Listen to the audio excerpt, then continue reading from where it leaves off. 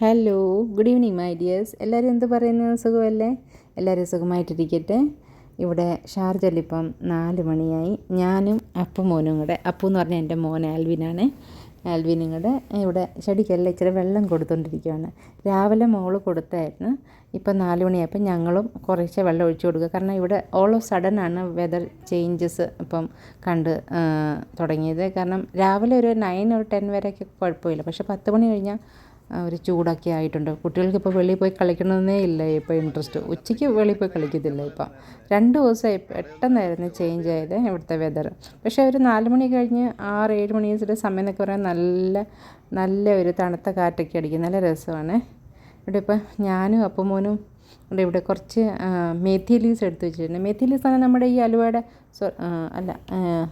അലുവ അല്ല, ഉലുവയുടെ ലീവ്സ്. മേത്തി എന്നാണ് പറയുന്നത് ഹിന്ദിക്കാർ. ഞങ്ങൾ നോർത്ത് ഇന്ത്യക്കാർക്ക് ഈ മേത്തി, പാലക്ക് എന്ന് പറഞ്ഞാൽ സ്പിനാഷാണ് ഈ പാലക്ക്. അപ്പോൾ നമുക്കിത് ചപ്പാത്തിയുടെ കൂടെ കഴിച്ചൊരു ഹാബിറ്റാണ്. അപ്പോൾ ഞാനതിപ്പോൾ പിള്ളേർക്കും അത് ഭയങ്കര ഇഷ്ടമാണ്. ഞാൻ കഴിക്കുന്നതുകൊണ്ട് പിള്ളേരും കഴിക്കും. ആദ്യമൊക്കെ ഹസ്ബൻഡിന് ഇഷ്ടമല്ലായിരുന്നു. കാരണം പുള്ളി പക്ക നമ്മുടെ നാടനല്ലേ. അപ്പോൾ പുള്ളിക്ക് ഈ മേത്തിയും പാലക്കും ഒന്നും ഇഷ്ടമല്ലാതെ. പക്ഷേ ഇപ്പം എല്ലാം കഴിക്കും. കുട്ടികളും കഴിക്കുന്നുണ്ട്. അപ്പോൾ മോള് ഓൺലൈൻ ക്ലാസ് കഴിഞ്ഞിട്ട് അവൾക്ക് കുറച്ച് ഗ്രാമറിൻ്റെ ഹോംവർക്ക് കിട്ടിയിട്ടുണ്ട്. So she is BC in that. അപ്പോൾ ഈ മേത്തിയല്ലേ എല്ലാവർക്കും കഴിക്കാം കേട്ടോ. സ്പെഷ്യലി ഡയബറ്റീസ് പേഷ്യൻസ് ആണെങ്കിൽ എന്നും മേത്തി കഴിച്ചോ, മേത്തിയും പാലക്കും കഴിച്ചോ, ഏറ്റവും നല്ലതാണ്. പിന്നെ എക്സസൈസും ചെയ്യണം കേട്ടോ. എക്സസൈസ് ചെയ്യാതെ നമ്മൾ എന്ത് ഡയറ്റ് നോക്കിയിട്ട് ഒരു കാര്യവുമില്ല. So first priority goes to exercise. ഇവിടെ നമ്മുടെ അപ്പുമ്മൻ ലൈറ്റ് ഇട്ടേക്കുന്നത്, അത് ഞാനങ്ങ് ഓഫാക്കിയതാണ്. ഇവിടെ ഇപ്പം മോനെ റൈഡിങ്ങിന് പോവുക.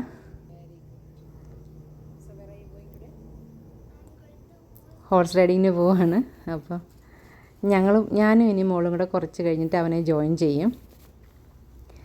അപ്പോൾ ഞാനും മോളും കൂടെ ഇവിടെ ഹോഴ്സ് റൈഡിങ് കാണാൻ വന്ന്. ഞാൻ ക്യാമറ മോളുടെ കൈക്ക് കൊടുത്ത് മോളാണിത് ഷൂട്ട് ചെയ്യുന്നത്. ഇവിടെ റൈഡിങ്ങിന് കുറേ യൂറോപ്യൻ കുട്ടികളുണ്ട്, അപ്പം അറബി കുട്ടികളുമുണ്ട്. അപ്പോൾ അവരുടെ ആരുടെയും പാരൻസ് ഒന്നും വരത്തില്ല. അവരെല്ലാം കാറിൽ അവരുടെ ഡ്രൈവറിൻ്റെ കൂടെ കുട്ടികളെ സെൻഡ് ചെയ്തതേ ഉള്ളൂ. പാരൻസ് അങ്ങനെയൊന്നും ആരും ഇങ്ങനെ വരാറില്ല.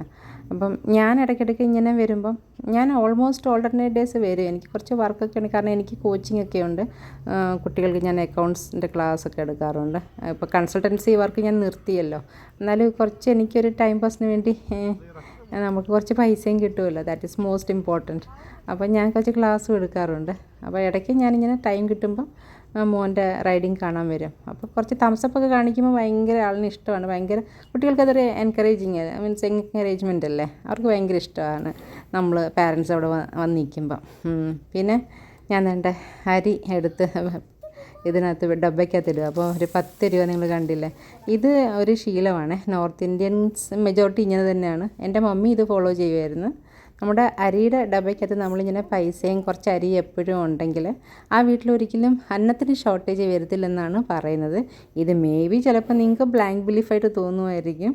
പക്ഷേ ഇത് ഞങ്ങൾ ശീലിച്ചു പോയതാണ്. എൻ്റെ മമ്മി ഫോളോ ചെയ്യുമായിരുന്നു. So I am also following that. ഇപ്പോൾ ചിലപ്പോൾ എൻ്റെ കുട്ടികളും ചിലപ്പോൾ ഇത് ഫോളോ ചെയ്യുമായിരിക്കും. നല്ലതല്ലേ, ചില ശീലങ്ങൾ നമുക്ക് നല്ലതാണ് അല്ലേ. പിന്നെ ഇവിടെ ഇപ്പോൾ ഇതാണ്ട് ഞാൻ മേത്തിയുടെ സബ്ജി ഉണ്ടാക്കാൻ വേണ്ടി കുറച്ച് ഗാർലിക്, ജിഞ്ചർ, കാന്താരി മുളകാണ് ഞങ്ങൾ കൂടുതൽ യൂസ് ചെയ്യുന്നത്. പിന്നെ ഇവിടെ എൻ്റെ മുറ്റത്തും കുറേയേറെ കാന്താരി നിപ്പുണ്ട്. അത് ഞാൻ യൂസ് ചെയ്യും. അത് ഫിനിഷ് ആകുമ്പോൾ ഞാൻ സൂപ്പർ മാർക്കറ്റിൽ പോയി മേടിച്ചു കൊണ്ടുവരും. അപ്പോൾ അങ്ങനെ ഇവിടെ മേത്തിയെല്ലാം മോനും ഞാനും കൂടെ റെഡിയാക്കി. ഇപ്പോൾ ഞാനത് കുക്ക് ചെയ്യാനുള്ള ഇതിലാണ്. മേത്തി എല്ലാവർക്കും കഴിക്കാം കേട്ടോ. Sugar patients specially for sugar patients is very nice. Every day നിങ്ങൾക്ക് കഴിക്കാൻ കിട്ടുവാണെങ്കിൽ എവറി ഡേ മേടിച്ച് കഴിച്ചോ. സ്പിനാഷും മേടിച്ച്, പാലക്കും മേടിച്ച് കഴിക്കുക. പക്ഷേ നമ്മൾ എന്ത് കഴിച്ചിട്ടും കാര്യമില്ല. നമ്മുടെ first priority should be given to exercise. Daily രാവിലെയും വൈകിട്ടും അറ്റ്ലീസ്റ്റ് ഒരു ബ്രിസ്ക് വാക്കിങ്ങിൽ നിങ്ങൾ ചെയ്യുവാണെങ്കിൽ നിങ്ങൾക്ക് നല്ലതായിരിക്കും. അപ്പം ആർക്കും ഷുഗറും പ്രഷറും ഒന്നും ഉണ്ടാവാതിരിക്കട്ടെ. എല്ലാവരും എക്സസൈസ് ചെയ്യണം കേട്ടോ.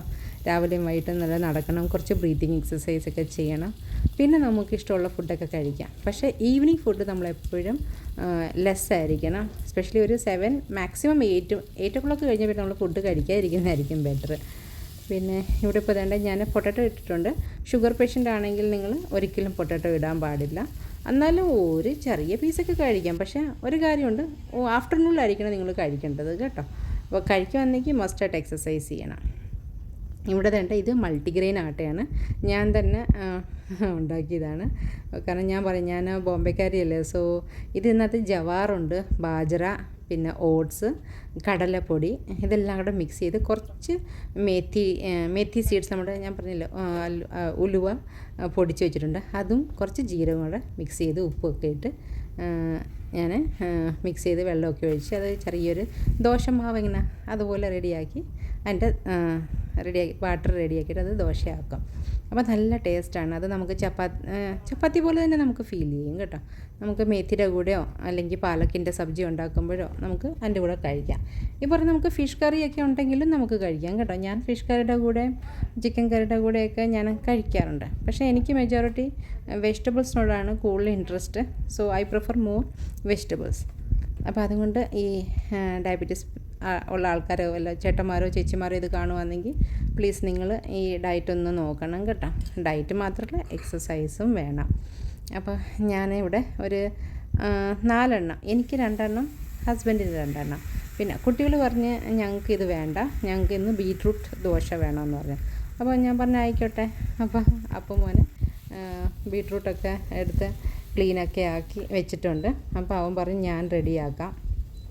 പണ്ടൊക്കെ എൻ്റെ പപ്പ പറയുമായിരുന്നു, എൻ്റെ പപ്പായ്ക്ക് 7 ബ്രദേഴ്സ് ആൻഡ് സിസ്റ്റേഴ്സാണ്. അപ്പോൾ എൻ്റെ പപ്പ പറയും പണ്ടൊക്കെ ഇവർ 60 or 70 ഇയേഴ്സ് ബിഫോർ സ്റ്റോറിയാണ്. അവരൊക്കെ ഫുഡ് കഴിക്കാനിരിക്കുമ്പം കുറേ ഇങ്ങനെ നീളത്തിൽ സാമ്പാറും കാണും, ഒരു കഷ്ണം മീനും കാണും, കുറച്ച് ചോറും കാണും. അപ്പോൾ ഇവൻ്റെ പഴുതി നോക്കിയാൽ എൻ്റെ മുടിയുണ്ടോ, എനിക്ക് കണ്ടിട്ട് ചിരിയായിരുന്നു. ഈ ഫിഷ് ഫ്രൈ ചെയ്യാൻ വേണ്ടിയുള്ള ഹെയർ സ്റ്റൈലാണ്. ഓക്കെ, അപ്പം ഞാൻ പറഞ്ഞു വന്നത് പപ്പ പറയാം ഇതുപോലെ ഞങ്ങളെല്ലാവരും ഇങ്ങനെ നിരന്നിങ്ങനെ ഇരിക്കും 7 പേര്. പിന്നെ കുറേ അമ്മാവന്മാരും അങ്കിൾ ആൻറ്റീസൊക്കെ ഉണ്ടല്ലോ, എല്ലാവരും ഇങ്ങനെ ഇരിക്കും ഫുഡ് കഴിക്കാനായിട്ട്. അപ്പം ആർക്കെങ്കിലും എക്സ്ട്രാ വേണമെങ്കിൽ ചോദിക്കാനുള്ളൊരു എന്താ പറയുക ഒരു ഡെയറിങ് വരത്തില്ല. അപ്പോൾ തന്നെ അവിടെ ഗ്രാൻഡ് ഫാദർ കാണുമല്ലോ, പുള്ളി ഒരു നോട്ടം നോക്കുമ്പോൾ പിന്നെ ആരും ഫുഡ് ചോദിക്കില്ല. കാരണം പണ്ട് ഫുഡിന് നല്ല സ്കെയർസിറ്റി ആണല്ലോ, ഫുഡിന് നല്ല ഷോർട്ടേജാണ്. പക്ഷെ പണ്ട് ഫുഡ് എന്ന് പറയുമ്പോൾ ഒരു നീഡായിരുന്നു. ഇന്ന് ഫുഡ് എന്ന് പറയുമ്പോൾ ലക്സറി ആയി മാറി. കാരണം നമ്മൾ ഇവിടെ തന്നെ നോക്കിയേ, നമ്മൾ 2 ടൈപ്പ് ദോശ ഉണ്ടാക്കി.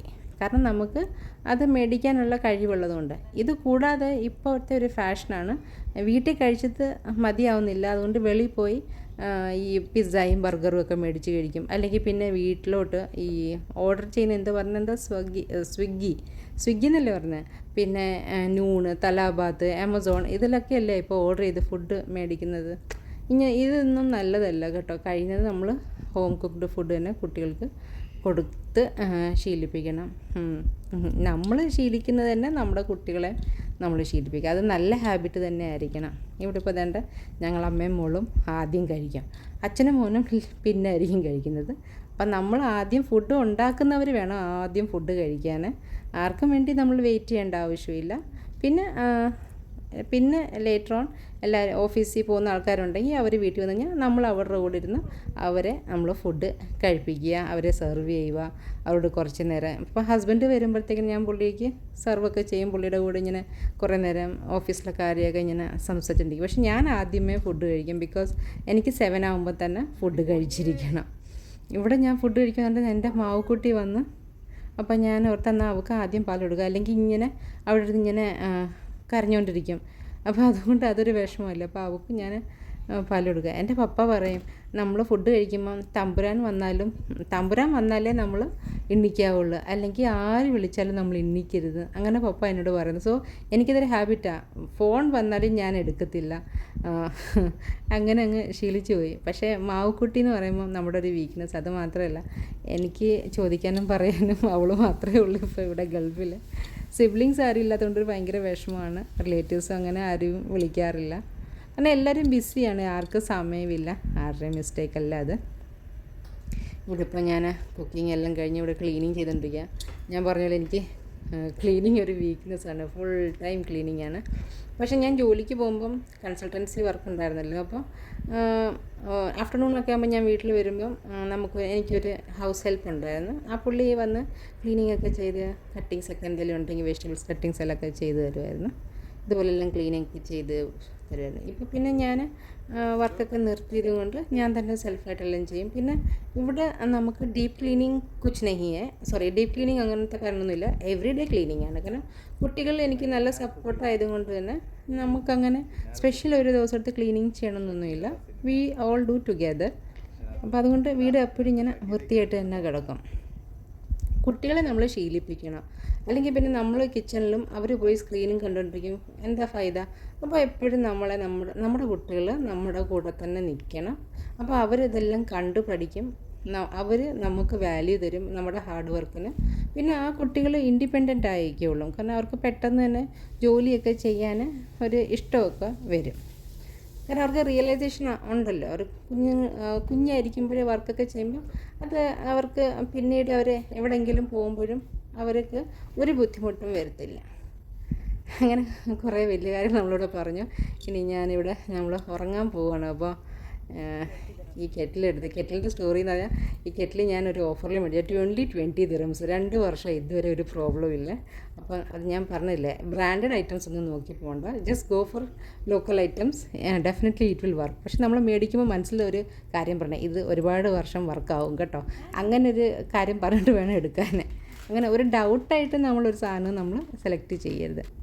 അങ്ങനെ ഇപ്പം തന്നെ ഞാൻ സോപ്പൊക്കെ എടുത്ത് പാത്രം എല്ലാം സെറ്റ് ചെയ്ത് വെച്ച് പാത്രം കഴുകാൻ, ഇതെനിക്കൊരു ഭയങ്കര ബ്ലെസ്സിങ് ആണ്. Because I purchase this when I was working. കാരണം എനിക്ക് പാത്രമൊക്കെ കഴുകാൻ ഭയങ്കര ബുദ്ധിമുട്ടാണ്. ആദ്യം മീൻസ് നമുക്ക് സമയമില്ലായിരുന്നു. അപ്പോൾ അതുകൊണ്ട് എനിക്ക് ഈ പാത്രം കഴുകുന്ന മെഷീനും പിന്നെ വാഷിംഗ് മെഷീൻ, ഇത് രണ്ടും എന്ന് പറഞ്ഞാൽ നമ്മൾ ലേഡീസിന് വലിയൊരു ബ്ലെസ്സിങ് തന്നെയാണ്. എൻ്റെ ഈ മെഷീൻ മേടിച്ചിട്ട് ഇപ്പോൾ 8-10 വർഷമായി. ബൈ ഗോഡ്സ് ഗ്രേസ് ഇതുവരെയും കുഴപ്പമൊന്നുമില്ല, അങ്ങനെ തന്നെ പോട്ടെ. അപ്പം ഇന്നത്തെ വർക്കെല്ലാം കഴിഞ്ഞു. അപ്പം ഞങ്ങൾക്കുള്ള വെള്ളമൊക്കെ എടുത്തുകൊണ്ട് പോവുകയാണ്. ഒരു ബോട്ടിൽ മക്കൾക്കുള്ളത്, ഒരു ബോട്ടിൽ ഞങ്ങൾക്കുള്ളത്. അപ്പോൾ അങ്ങനെ ഇന്നത്തെ വർക്കെല്ലാം കഴിഞ്ഞു. നമുക്ക് നാളെ കാണാം കേട്ടോ. So thank you so much for watching dears.